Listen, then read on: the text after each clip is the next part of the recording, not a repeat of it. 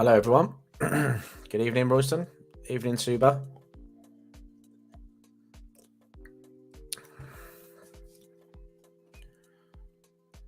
All right, get going in a minute or so.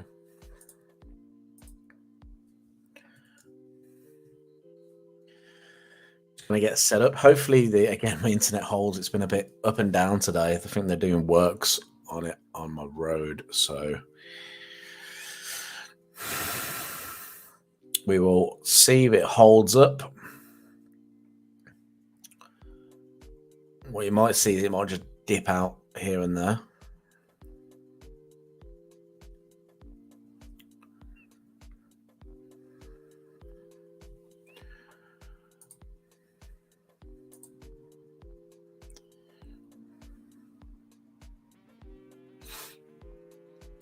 Right, so welcome to the Gold Market Mastery webinar. This is the 7 p.m. showing.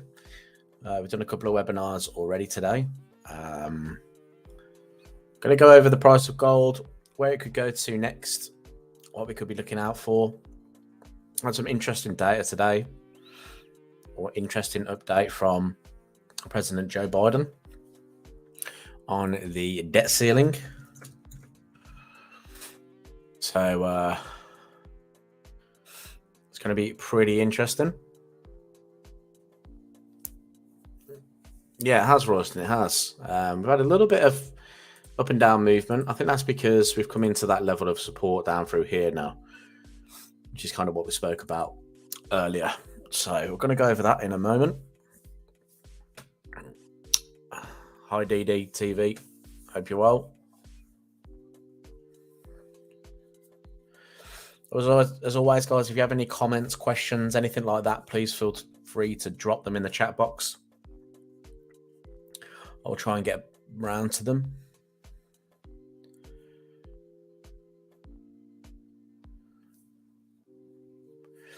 Again, if you're in our webinars earlier, I'm probably going to be going over similar sort of things. We're going to be talking about the seasonal reports again. We're going to be talking about potential COP reports, talking about a little bit of fundamentals of what's going on with gold, and then some technical as well.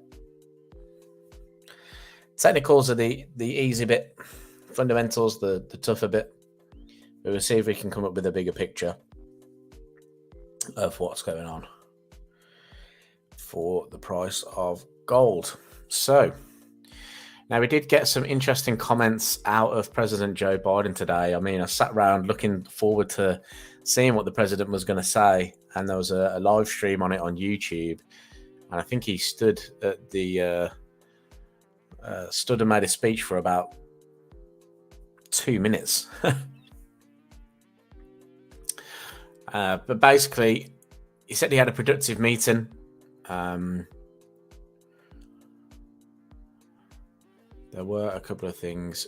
So the great thing about, someone said, someone asked him about the risk of the US falling off a fiscal cliff. And he said, the great thing about that question is we've already taken the default off the table. So they are going to come to some agreement with regards to the default. They're not going to default. He's openly said that. They're going to get to a decision on doing that. And he was very much saying the US will pay their debts. There's been a lot of talk that they would default for the first time in history. I don't think that's going to be the case. And if they did default, it would be quite a substantial move for gold. I think we'd probably see a lot of strength in the price of gold. However, I still think we're going to see a little bit of dollar strength. Now, what we're seeing at the moment is what we kind of discussed this morning, was this move up into the 103 handle. And we're starting to get a little bit of rejection there now. So we were looking to see if we would get a rejection around the 103 on the US dollar index, because we've traded through the 102 handle. Will you do other pairs or only gold, since this is a gold market mastery? We will cover a couple of other pairs as well. We're going to talk a little bit about the US dollar index. We're going to talk a little bit about gold, possibly some correlations with gold as well.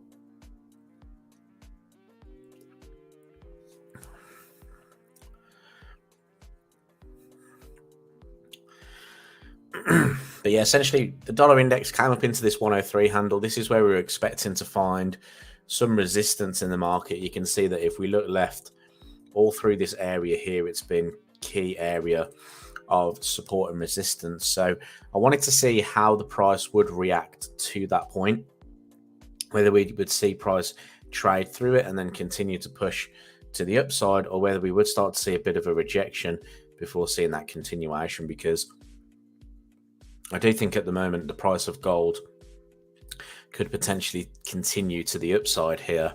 The price of the US dollar index could continue higher. Now, if I go to that 4-hour time frame, one of the things that I look for when the market is in a particular trend is for it to be making higher highs and higher lows. And you can see we had that consolidation down through here between the 102 handle, the 101.70 and the 101.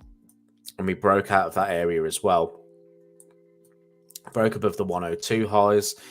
And now we're continuing to make higher highs and higher lows. So what I'm expecting is sort of a pullback into this area where we've found some resistance in the past, and possibly then another move back into the swing highs here. And then it's up to the market whether we get that breakout and continuation, or whether we get the rejection and the market comes a little bit lower. But at the moment, because price is making these higher highs and higher lows on the dollar index, I think we're probably going to see a continuation of that until obviously we get the change. Now, if that's the case, then the price of gold should continue to trade lower. From a technical point of view, we rejected that 2075 handle. We're trading through this bearish channel now. To me, the next area of support for gold is down at these 1950s. We do have sort of a minor area of support around about the 1975 area, and the way we can see that is on the 4-hour time frame. So you can see those lows all the way through there on the 4-hour time frame. Let me just zoom in a little bit, all down through this area here, acting as support. So we found support on the 19th of April, 21st of April, 25th of April, 27th. So what that tells me is in this area here, there was a sort of an accumulation in terms of when price dipped back in, buyers really took their opportunity to buy that move. And again, as it should come in, investors were looking to buy into that. So I do expect some kind of profit taken around this level. Now, what we said earlier was, if I want to be a seller of gold, let's say we want to be a seller of gold at the moment, I'd want to be selling it from sort of previous highs. Now we have a high that's kind of formed in here around about the 1991 area, 1992 handle. That area there could act as resistance for a continuation down. If we see a bit of a larger move, which I don't really expect, but if we did see a larger move higher, then we do have that sort of 2010 area as well, which could also be an area where sellers stick to the market. But I think here we may just kind of slowly make our way down into that 1950 handle. Now, the 1950 handle is important, not only because is it on this daily time frame as that sort of previous highs there, previous lows, but we kind of talked about the seasonal play that could be happening here. And, I've drawn a long-term trend line, started from the lows down in October of 2022, and it's come into this area here, and we've got a nice confluence around 1950. So we've got the horizontal support with the trend line confluence. Not a huge believer in sort of trend lines just because they are very subjective, but you can see that that's quite a clear one there, and that could be confluence. So definitely something to watch. Hello, Cody. Is there a possible correlation between gold and the Swiss franc? Well, the way we can kind of look at correlations are in one or two ways. You can either, the easiest thing to do would be to bring up a chart. Okay, so if I was to bring in sort of the trade and economics chart here, and I was to sort of go, let's just grab the US dollar index, for instance. 1 second. Search.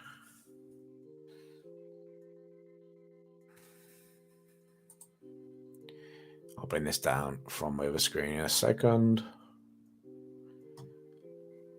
hopefully it loads in. Like I said, guys, the internet is a little bit dodgy at the moment, my end, unfortunately. So I do hope that the stream stays on. But so the way we can do this is we can look at the US dollar index here. Obviously, there'll be a correlation between sort of the dollar index and the Swiss franc. So actually what we want to do, sorry, I've done that wrong, haven't I? We want the dollar Swiss chart, don't we?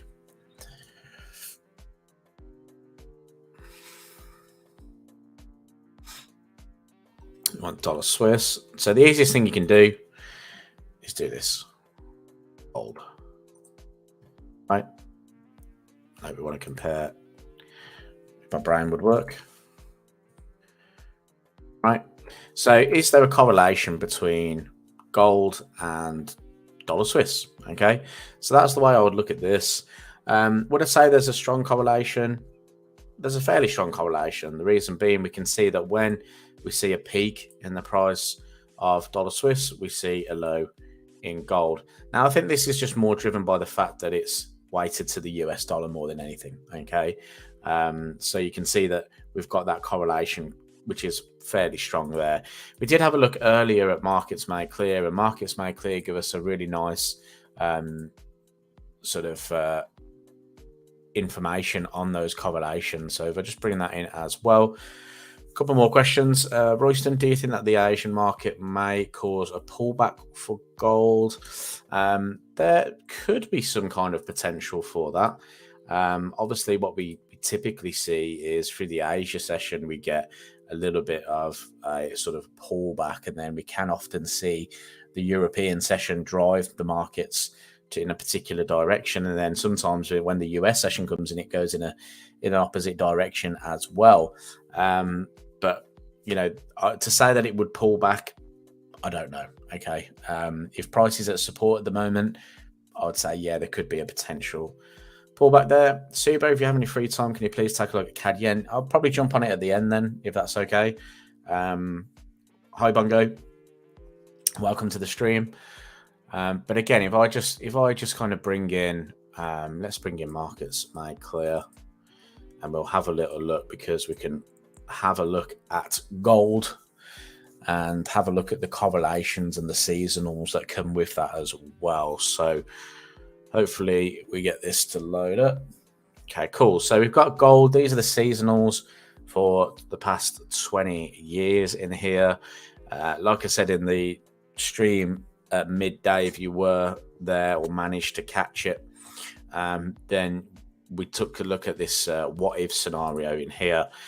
And what we did was we calculated that in May, if May was negative, and we calculated it, what would the price potentially look like? So just to kind of give you a little bit of a sort of situation here, Markets Made Clear do COT reports, seasonal reports. I'm not sponsored by them or anything like that. This is not an ad or anything like that. You do have to pay for this to get this, so it's not a free bit of kit, but it's a really good software for doing analysis. So I just want to make clear when I'm doing this that we're not sponsored in any way or have any affiliation with Markets Made Clear. Okay, it's just my personal thing that I use. Now you can see here between May and June, if we were to see the price of gold decline, which is kind of what we're seeing at the moment, then the likelihood of it finding a bottom at the end of sort of June, start of July is still quite high, which is what we want. We want to see that bottom come in there. So we've got over the average of the past 20 years that can happen, as well as if the month of May is negative, we can still see a potential bottom in price. So I still feel like gold has some upside, not only because of this data, but because seasonally as well. No, not seasonally, but fundamentally as well, I do feel like the price of gold could still continue to trade higher. Correlations. Sorry, I've jumped ahead. We bring back Markets Made Clear.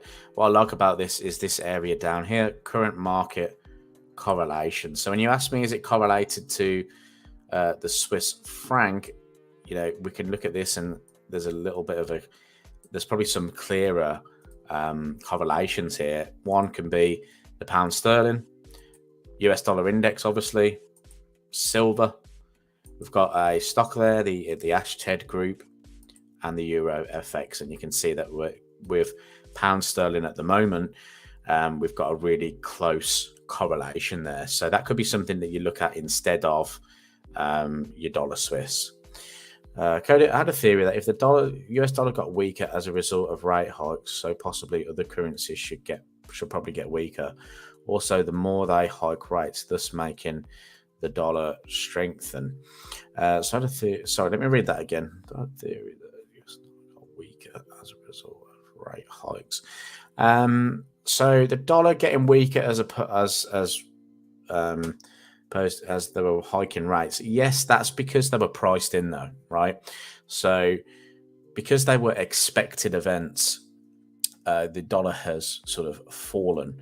Now you can see that the dollar's kind of gaining a little bit of strength at the moment, and that's because the market is potentially pricing in pauses from the Fed, or even pricing in the potential for it to for them to decrease rates.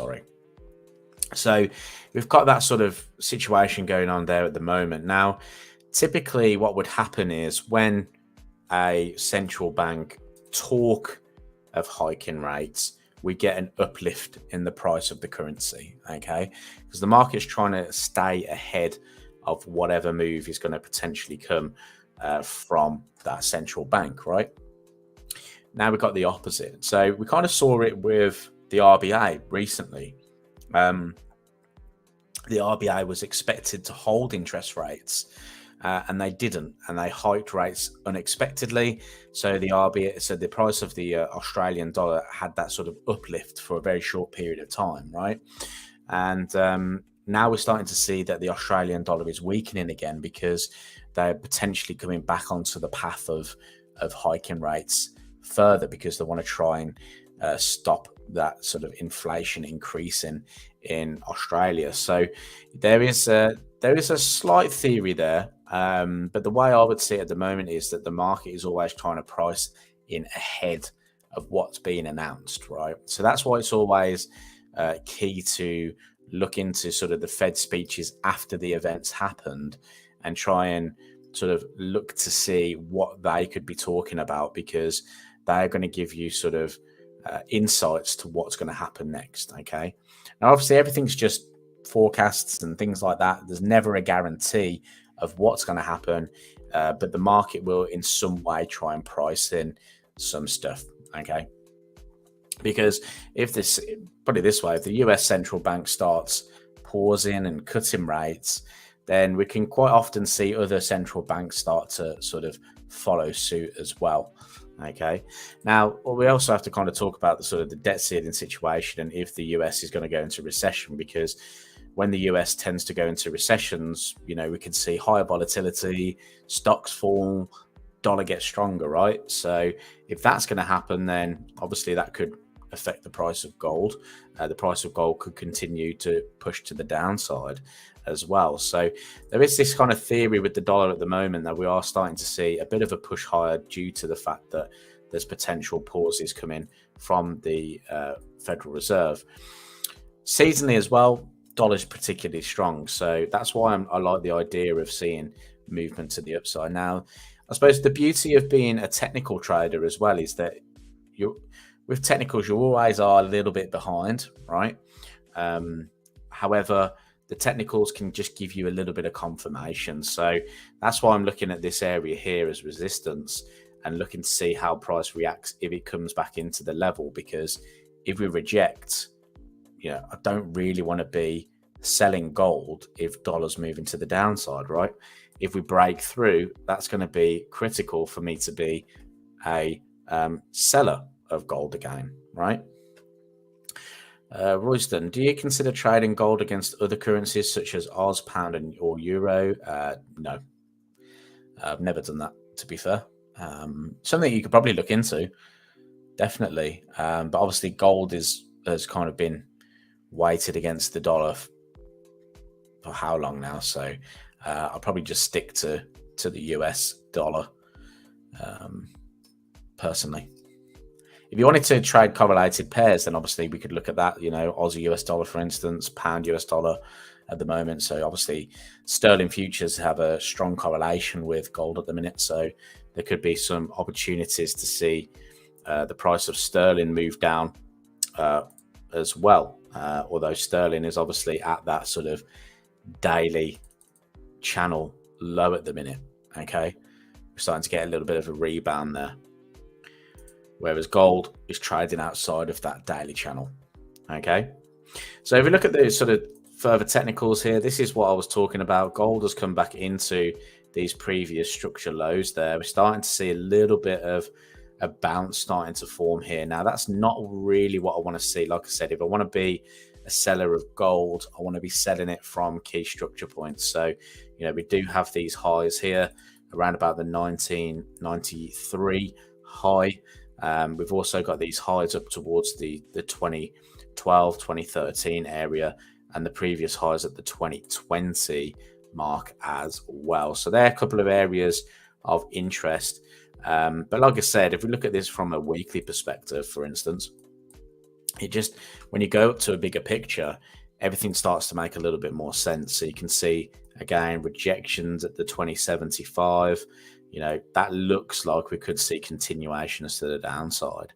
I mean, if we did get some kind of breakout below 1950 for whatever reason, then the price of gold sort of next stop for me is that $1,800 point. And if there's a catalyst driving prices to do that, then we have to discuss the whole range really for gold. But I got a feeling 2075 is going to get broken, you know, especially if we look at the COT data. Let me have a look actually on markets made clear. Let me just bring this up here for a second. I'm going to just try and have a look for the commitment of trader data here. We've got the seasonal data there. If I just go to the dashboard, let's go down to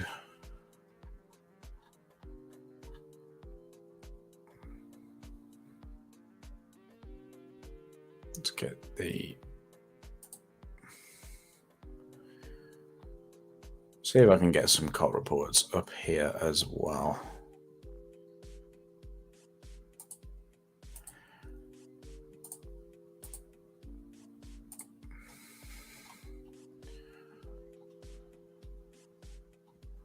Any questions, guys, by the way, while I'm just trying to find this, let me know.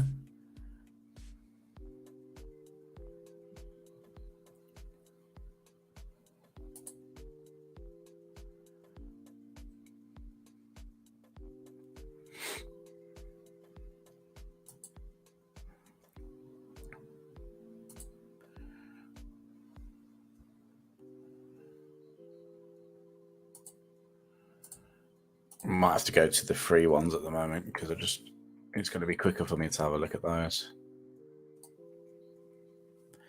because I've already got it here. So this is another reason why I'm a little bit hesitant to be a big seller of gold at the moment. So we've got the commitment of trader reports here. Again, this is just free data at the moment. And what we looked at was the fact that, let me just get rid of this one here. If we take a look at sort of the situation there, and have a look at the key highs and then break down what's happened at these key points. So if we look at these areas in particular, the contracts on gold or the commercial short contracts are very high. They're over 300,000, right? Every time we kind of peak. Now we're not really at the extreme yet. Okay. So again, that's another confluence to add to the fact that would price of gold start to fall, because what that tells me, if the commercials aren't selling as aggressively as they have here, here, and here, then, you know, will the price of gold continue to fall, or do they expect price of gold to move a bit higher? Maybe, you know, there's a question mark around that. Now, just because that is the case doesn't mean that it isn't going to fall, because if we take a look at what happened last time, price has fallen here, for instance, before getting another signal on the pullback into those highs. The only thing I would say is that we had a previous signal before that to say, yeah, we're starting to see that selling pressure again. We don't really have a signal here. You know, the last time it came to the highs, we started to see a move up. Then price is now starting to move back lower here, or contracts are starting to move lower here. So I would still feel like maybe, like I said, that 1950 I think is going to be the area to watch. And I think if we get a bounce there and price comes back into our highs that we've been looking at, and our contracts are down at this sort of minus 300,000 area, then I think that's going to be where we need to take gold shorts a little bit more seriously at that point. Okay. How can we win the ounce of gold? If you read the banner at the bottom of the webinar here, you will find the details on how you can win an ounce of gold.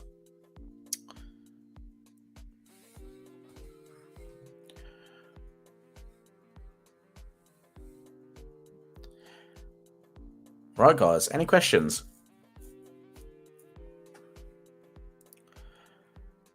I mean, it's quite interesting to see what the price of gold has done since we last spoke about it. On the webinar on the 4th of May, gold prices were in and around this area here.